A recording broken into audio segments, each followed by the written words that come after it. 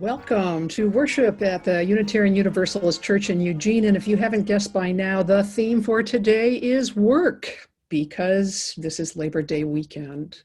So welcome to you. Whether you've come with nails broken and filled with dirt, your hands creased from your labors, or whether you come with a neck that will no longer turn easily, a back that will no longer straighten without pain, because you have been abused hour after an hour sitting at your desk, bent and boring into the pages of the screen, your eyes red and burning from the glow and the glare, or whether you come in your best work pants, stained and worn from your job, or whether you come in your suit and your tie, remnants of your other life, or whether you come in the uniform of your trade, maybe nurse, firefighter, chaplain, armed forces, or whether you come concerned that unemployment has made you unworthy. Know that you are welcome, each and every one of you. May the living of a good life be the work that defines you. May ending each day having somehow in some way let those whom you love know that they are loved, be their inheritance. May you know work that doesn't compromise your ethics, that doesn't further the planet's destruction, but rather constructs what is sustainable. May you know that work does not own you. Work that values the undervalued. Work that pays you not just enough to live on, but to live with. In this space, your work does not define you. Here in this space, may you be welcomed with words other than, and what do you do? Words that allow you to reveal what is truest about yourself. Here in this place, may you find welcome.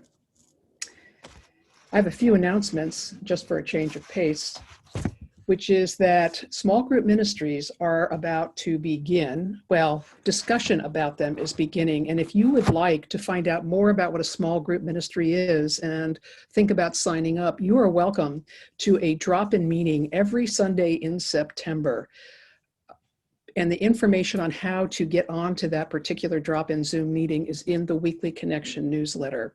And actual signups, registration for the small group ministries will be on Sunday, September 27th. Keep those books and those puzzles coming. I've been at church a couple of times this week, and you all have been incredibly generous, and we have some great stuff coming in. You have the rest of, well, you have days in this week to be able to bring some more stuff. Again, check the newsletter for the exact days. It's 10 to 2, probably, I'm not going to say because I always get it wrong. And last but not least, I want to welcome our new intern, Jennifer Hackett. And please be reminded that we have 2 Jennifers now. This one goes by Jennifer. Jen in the office goes by Jen. We have Katie Seipert, and we have Katie Colburn. We have a lot of repetition, so make sure you are identifying who it is you would like to speak with. Jennifer, we're thrilled to have you. Welcome to your first worship with us here at UUCE. Let us continue with our worship.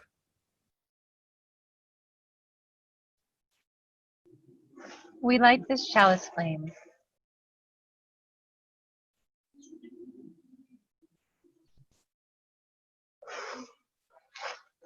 A beacon of strength, a light by which to make our way, a symbol that reminds us of who we are and whose we are.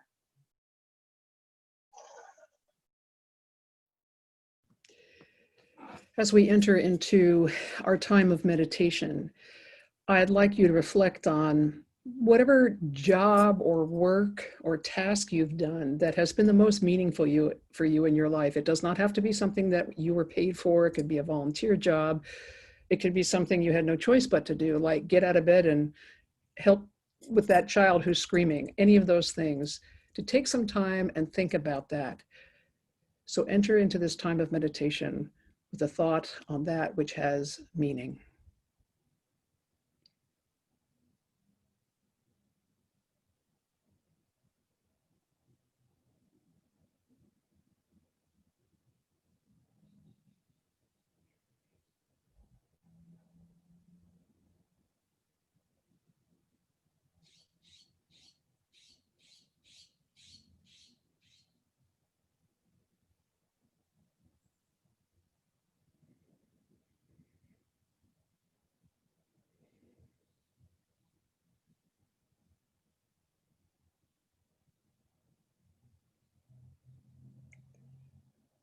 May it be so. As you lift the coffee to your lips, remember the tree in whose shade the beans grew. Remember the hands that picked them and sorted them and roasted them and packed them and carried them and ground them. As you taste the fruit fresh upon your lips, remember the hands that cleared the land, that tilled the soil, that fed the dirt, that planted the seed, that watered the earth, that weeded the acres, and that brought in the harvest. As you crack the shell of the egg, remember the chickens who lay the eggs, the farmer who feeds and waters them, lets them roam during the day and puts them away at night to roost in safety. As you bite through the skin into meat, remember the bird whose life you consume. Offer gratitude and thanksgiving. As you honk impatiently behind the trucks, remember that if you eat it, it probably came by truck. Long-haul truckers across the hours and miles, delivering that which will sustain you. All the laborers of our world who toil for mere survival, who farm from mere pittance, who grow and raise because they love the land and the growing, the ones who mourn for every stillborn calf born, their rough tears witnessed only by the cold and the night, those whose hands are tough and calloused and scarred and bruised, telling stories. Remember the immigrant worker who fled violence and poverty or sought a better life, who must live in the shadows, works at the whim of privilege, sometimes unpaid with no recourse. Remember our lives are built on the backs of the laborer. This morning, today, and every day, as we sit at our tables, perhaps we can offer a grace, a gratitude, not just for food, but for the worker, the laborer. May we pray that they know fairness, equality, and justice. Blessed be the workers and the laborers of our world. So just remember, as we make fun of hairdos, clothes styles, that at some point someone will be looking back on what we're wearing currently, right now, right here, and feeling the same way. I also want to let you know that I wanted to approach this morning's service with both a mixture of humor and of seriousness, because I'm aware somebody put in the chat that there are so many right now who are struggling for employment in this time of COVID. There are so many who have struggled over the decades, over the centuries, for employment, for work that has dignity, for work that is meaningful, and it has not always been available. I just want to preface this time by saying that. And I also realize that, we often talk about the fact that if those of us who don't understand social media or technology or the ways that we work with computers, we often said, oh, we're just Luddites, meaning that we don't like technology. But I remember looking up about the Luddites a long time ago, and they were active in the 19th century, and they were actually an organization. They were a very secret, oath-based organization of textile workers who were really upset by the mechanization of the industry, where they had spent years and years and years honing their craft of being textile workers. And they went around actually and destroyed the machinery in the mills. And this movement was active from about 1811 to about 1816 until the mill owners took their guns and dispatched of these folks, to put it politely. So when you think about calling yourself a Luddite, remember that what you're really talking about is a desire to have skill and craft maintained. And it's not against all technology, but it's a certain way that it's being used that's being objected to. And you'll hear some more stats and information about technology and labor in the sermon, and I think you're going to be surprised by some of it. But I just have to say that I'm no longer going to say, oh, I'm just a Luddite, because I think I really have admiration for the Luddites because what they wanted to hold on to was a pride. And it's something that I'm not sure many of us can say that we still have in our work today. So thank you for the labor workers. Thank you for the Luddites. May we find pride in the work that we do to live our lives. May it be so.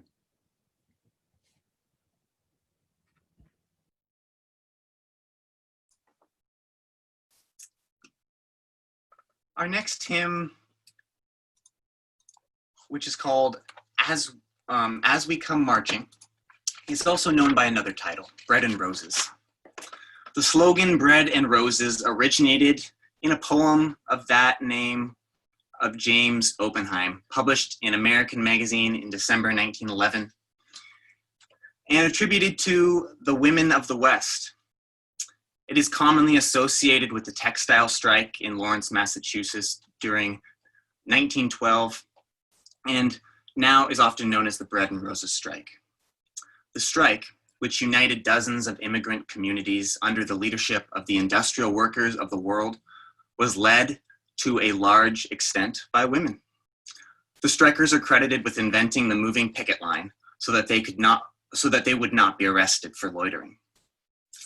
It was settled on terms generally favorable to the workers. They won pay increases, time and a quarter pay for overtime, and a promise of no discrimination against strikers. It has long been thought that Oppenheim was inspired by a strike sign carried by women with the slogan, "We want bread, but we want roses too." We now know that he did not write it during the strike, but it was embraced by the strikers, and the notion of bread and roses has become a cry for justice and dignity for women workers all around the world. Will you join Kelly and I in singing verses 1, 3, and 4 of As We Come Marching?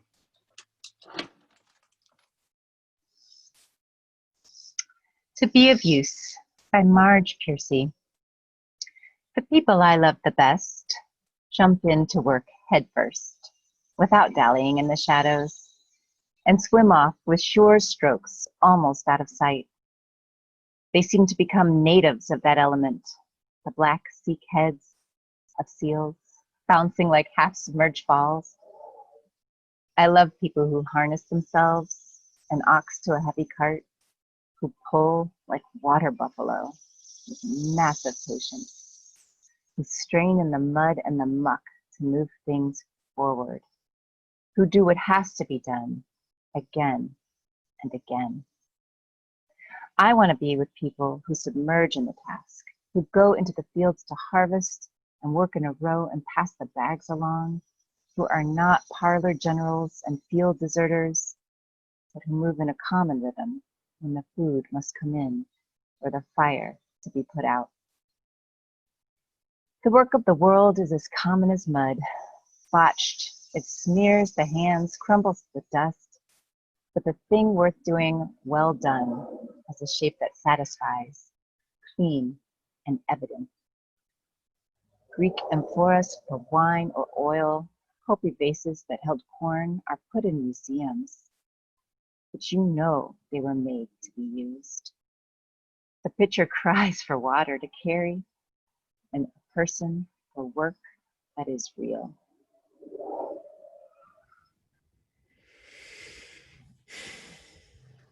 Work, job, labor, vocation, avocation, profession. Most of us engage in one or all of these at some point in our lives. Many of us out of necessity, some of us out of desire. The idea of following one's bliss is a point of privilege, not available to a huge percentage of folks. So many have jobs that provide the bare necessities of food and shelter and transportation. Others have professions in which they find meaning and purpose and satisfaction. Work can be invigorating, it can be challenging, it can be inspiring. It can also be shaming and body breaking, desperate, soul-sucking, rewarding, demeaning, lucrative, hardly worth it, life-affirming, life-draining. It can be chosen, it can be conscriptive, it can be destructive, it can be secretive, it can be unnoticed, it can be underappreciated, underpaid, undervalued, ridiculously overpaid. But few of us elude it. And most of us will spend probably 40 to 50 years or more of our lives doing it or trying to get out of it. At one of the churches that I served, I found myself in this very interesting position of trying to explain to the lawyer on the team that was drawing up my contract why, when playing pickleball, I was actually working. I was also working when I was weeding or stomping around in the woods looking for chanterelle mushrooms. And someday I intend to write an essay on kayaking and rock hounding as a spiritual practice. And I consider these work because many of the sermons that I write are generated while doing these activities. They allow me room to ponder.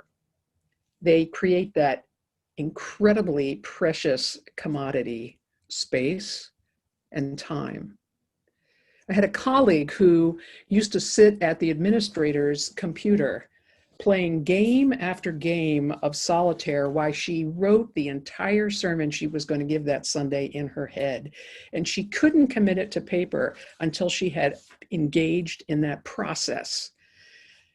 I had a very astute congregant say to me, "We're paying you to sit your butt in that chair and think." Now, those of you who are of the builder and boomer generations are probably horrified by these practices, but here's the thing. Work has changed. Thank God. And add COVID to the mix, and the formula for work is going to be irrevocably changed. Why did I say thank God? Well, I want you to listen to this review of the very famous Studs Terkel book, Working. It came out in 1974. Here's the review. Work is, by its very nature, about violence to the spirit as well as to the body. It's about ulcers as well as accidents, about shouting matches as well as fistfights, about nervous breakdowns as well as kicking the dog around. It is above all, or beneath all, about daily humiliations. To survive the day is triumph enough for the walking wounded among the great many of us. It is about a search, too, for daily meaning, as well as daily bread, for recognition as well as cash, for astonishment rather than torpor. In short, for a sort of life rather than a Monday through Friday sort of dying. And that, my friends, is why work needs to change. It's interesting because polls of today's workers report that only 30 or as many up to 50% are actively engaged in their work. And that's a lot of hours spent disengaged from one's life, especially when the average person spends 90,000 hours of their life at work. 90,000. They might have 4 to 5 hours of leisure in a day over their lifetime of employment. And also think about this. What happens with the fresh out of school teacher or the social worker, or for that matter, the minister, when they come up against the reality of their jobs versus their starry-eyed aspirations? What happens when the teacher is overwhelmed by what we call politely social problems their students either exhibit or live with? Or when they're forced to teach to testing rather than to the person? Or when they're drowning in mountains of paperwork? Or if they find that if they want it for their classroom, they're going to have to pay for it. And think of the good-hearted social worker who wants to change things. Their first job often schools them right out of the field. And the minister who wants to save the world, but finds themselves in meeting after meeting and acting as a CEO instead of a pastor, and that's just the professionals. Besides the internal gymnastics that folks engage in to try and frame and reframe their work to survive it, there are other factors that will affect engagement with one's job. Obviously, the working conditions, the culture of the company or the place of work? Does it foster collaborative relationships or competition? Does it isolate persons from one another or encourage interaction? Is their input valued up and down the hierarchy? Are employees given a task and then told that they can only do it one specific way? Or are they handed a task and said, come back to us when it's done? Is there flexibility in the workday to include taking a child to a doctor's appointment, or to go outside and take a walk, or to have a meal with somebody, a simple meal, not a fancy restaurant, I'm going to schmooze you for work purposes meal? Are people shackled to their desks? Are they ruled by a clock? Are apps like Slack being used as a stealth tool to see if a person is working, or is it used to allow communication when needed with coworkers? Can folks work remotely, or are they required to show up at the office? So I have two problems, I guess only two major ones, with the state of work right now. And first is the unprecedented economic equality in our country right now that stems from a systemic lack of access to equal education and mentoring in jobs. You know, folks like me, upper middle class, raised upper middle class, well, we were groomed to become professionals. Given the systemic racism in every institution in our country, people of color, indigenous persons, were automatically excluded from this sort of grooming I was raised with. I was yanked out of public school and placed in a prep school. I never decided that I wanted to go to college. It was just assumed that I would. Driving a tractor for 12 hours a day, 6 days a week for a summer was tolerated, but it wasn't an acceptable career where I came from. After giving up on the whole, boy, I'm going to be an Olympic athlete, and when that failed, I was going to be a gym teacher, I decided that I really wanted to travel and write for National Geographic. But my father pronounced that I would never make any money. And that was the end of that, as if ministry was a way to make money. Now, along with the economic disparities are the skewed values that we place on different kinds of jobs. I think it was last week I was listening to NPR. We were talking about, I think he's a Spanish football soccer player, became a professional at 13. He's 33 now.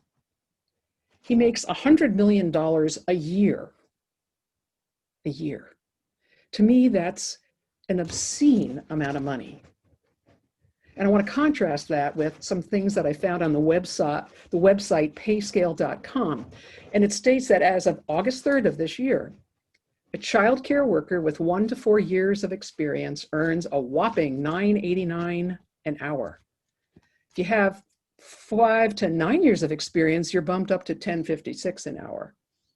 So we pay those who have the most important jobs in the world, caring for our children, a pittance. Problem number 2. What we have become, let me start over. What we do has become more important than who we are. Our work has subsumed our identity. It defines our purpose for being. It defines our worth as a human being. It is its own form of indentured servitude. I found this article in the Harvard Business Review, and it says, what happens when your career becomes your whole identity?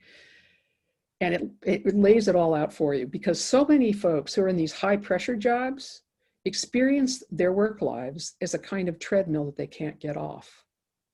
Now, they've sought after these jobs. I mean, they have wanted them since the moment they graduated from high school. They have climbed all kinds of ladders to get to them, and perhaps they may have even sacrificed their ethics for them. And the reward is being miserable.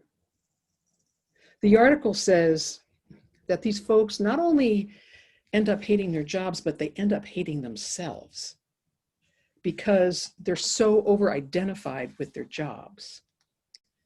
The article says, quote, a particular confluence of high achievement, intense competitiveness, and a culture of overwork has caught many in a perfect storm of career enmeshment.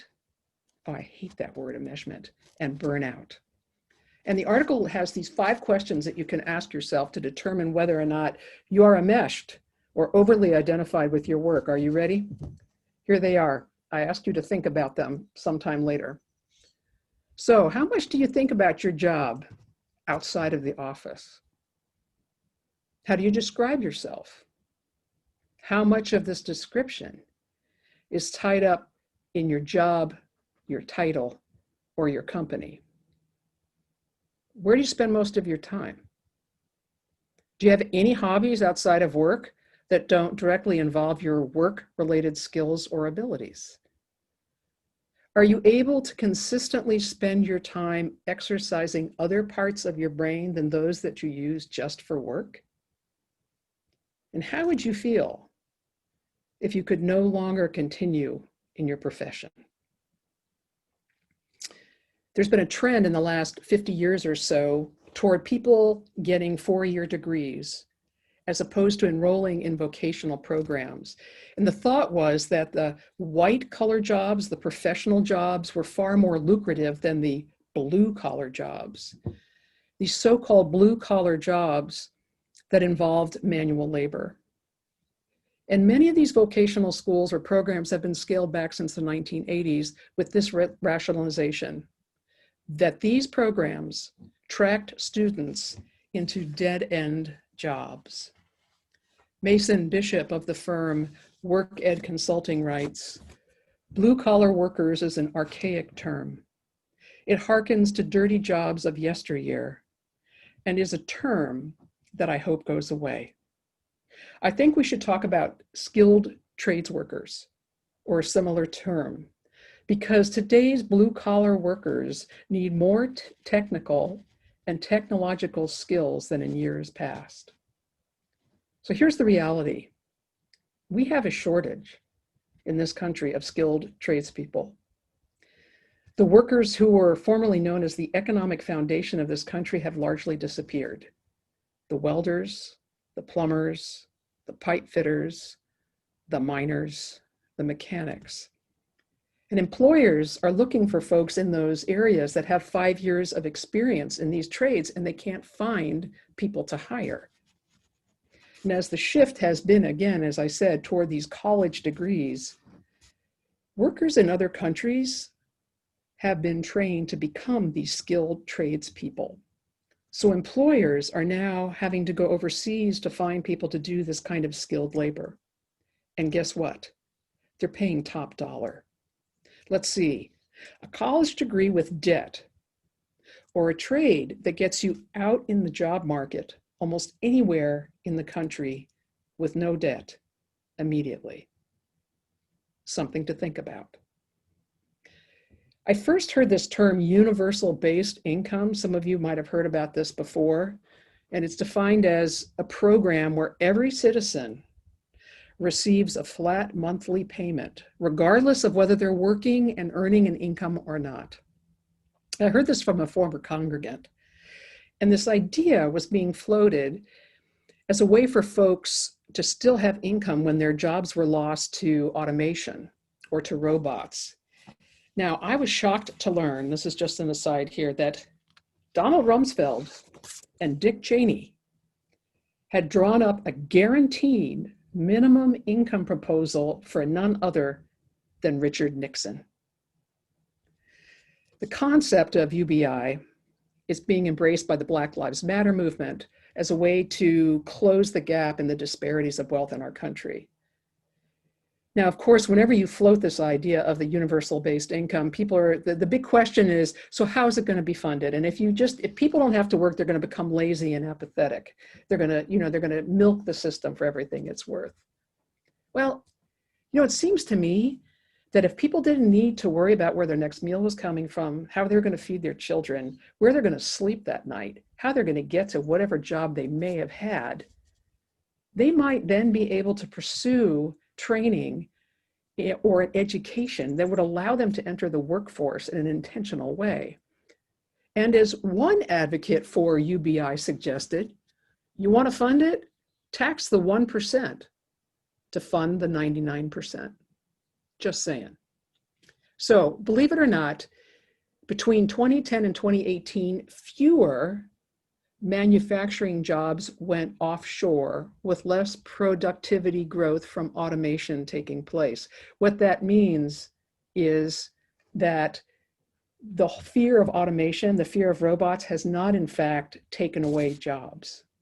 And The Economist magazine invited a roundtable discussion. They invited decision makers and industry leaders to talk about the state of work. And I think this was held in the last 2 years sometime. And here are a couple of their findings. I found them fascinating. They say that technology is actually creating more jobs for society than taking them away. And I love this one. Organizational structures and hierarchies do not attract talent. Long-term employment in one job with one company is going away. Employees are looking at an open talent economy where they can plug in at a variety of companies or jobs. And employers, what they want is someone who has a variety of skill combinations and this quality, adaptability. Here's some other things that I learned by poking around on the web about the changing nature of work. So the modern workplace is all about collaboration and tech trends. And everyone, especially of my son's generation, he's 34, seems to be an entrepreneur or have some gig going on the side about how they're going to make their money. Having gaps in your employment is now the norm and does not count against you. Folks want ongoing training and continuous learning, and they want the company they work for to provide it. The work environment and the culture is very important to employees. There's no more of this sucking it up. They want to have a culture that supports them because they know it's where they're going to be spending a lot of their time. The other thing I found interesting is that employers aren't looking at resumes, they're looking at talent. They're looking at the skills a person has. Can they be applied in a multiplicity of ways in a particular company? The other thing that I found interesting is that employers know now that this talent that you're hiring is going to leave a lot sooner rather than later. And instead of fighting it, the employers decide, okay, I am going to work with those people and their skills and talents while I have them for as long as I have them. Totally different from what I grew up with. I know what my father grew up with. I'm sure what a lot of you have grown up with. This is the present and it's the future of work, and I find it incredibly liberating. It's going to take some getting used to for those of us who are considered old folks. But what I like about a lot of these shifts is that it's an emphasis on having a life rather than work being one's life. In 2017, the World Happiness Report, yes, there really is such a thing, found that the predictor of happiness is a work-life balance. Says the report, the strongest form of work-life balance tends to stem from flexible work options that enable employees to pursue their own definition of balance. This naturally instills a sense of autonomy by putting the power of work-life balance in the hands of the workers. This past week, I realized something about church and this time of COVID. So many of you have found your place at the church, have created your sense of belonging by doing a specific task, by working, by contributing your talents, by doing projects together. Now, without those opportunities to work and serve, many of you feel lost, or as if there's no way for you to fit in or to belong to church. Online's just not working for you. What works is the boots on the ground in person coming together. Even in church, we've seen to put our value on work. Can UUCE still be your community, even if your place here isn't insured by what you do or contribute? COVID has changed the way we work probably forever. Of nearly 1,500 workers polled, only 1 in 5 says they want to go back to work in an office. And there are others who really want to go back to work in an office because they long for the structure. And most folks would like to have some sort of hybrid arrangement where they can work remotely or potentially go into the office just part-time. And you know what? They found that about 3/4 of the workers say, my productivity hasn't been adversely affected at all by working remotely. And almost all of them were spending and doing more time, having more time with their families. They were taking more walks. They were taking breaks. They were doing things like meditating. One worker finally said, you know, work is totally now for me something you do. It's not somewhere you have to go. Realtors are reporting that people are looking for outdoor space and home office spaces. And many people are saying they're willing to relocate to places like the Dakotas, where the cost of living is so much cheaper, but they can work remotely. And workers of color are finding just a brief reprieve from many of the microaggressions they face on a daily basis when they go into work. The thing that I really like is that overall, we Americans are starting to prioritize time over money. There's only one group that's not benefiting from COVID. You know what that one is? It's parents of small children who have no childcare. They face an impossible situation. So work, it is and it has to change. It has to change to value personhood and balance and integrity and flexibility and worker autonomy over profit.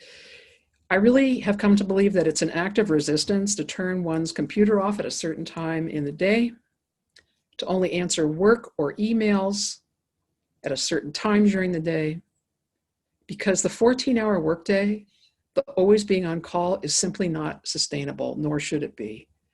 Modernity has granted many of us reprieve from basic survival labor. Technology should not return us to serfdom. Labor Day was originally conceived of as a way to honor the American worker, those who we call the blue-collar person or the skilled trades person.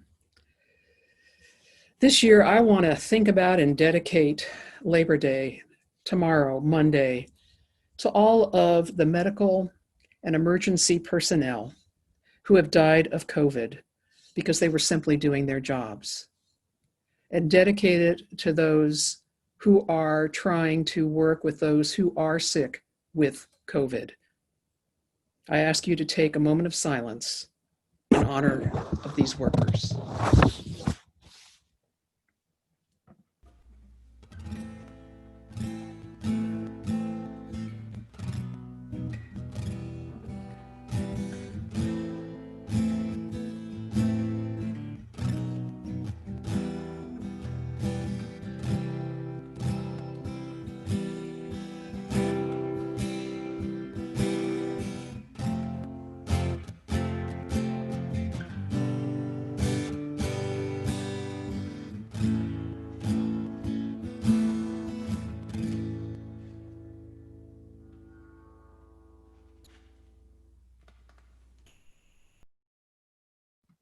My apologies. We come to this time in our service where we offer up the joys and the sorrows of our lives.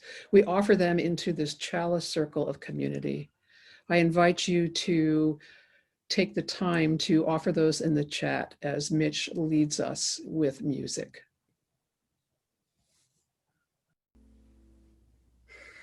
Thank you, Mitch, for that music, and thank you all for adding your comments and responses not only to the service today, but about your lives. A comment that was made that I think is needs to be mentioned is that I overlooked the service workers in my sermon, and I just want to say that I wrongly probably always have put them, this is my lens of privilege, in the quote blue collar industry, but it's obviously not correct. And they are workers who have been so affected by COVID.